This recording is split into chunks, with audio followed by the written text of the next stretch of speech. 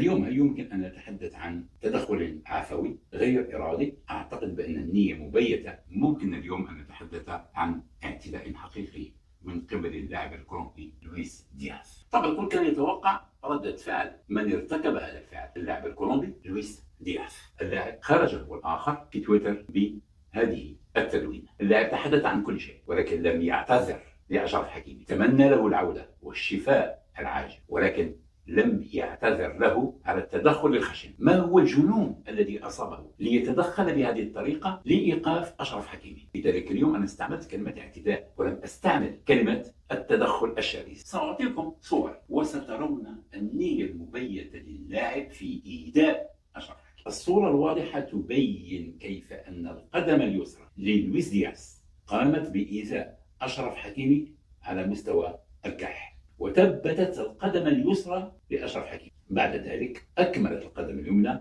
المهمة، وهنا سقط أشرف حكيمي ولم ينهض. اليوم هل يمكن أن نتحدث عن تدخل عفوي، عن تدخل غير إرادي؟ أعتقد بأن النية مبيتة في ذلك. كانت هناك صور أخرى، في كل مرة كان يمسك أشرف حكيمي الكرة كان دائما لويس دياز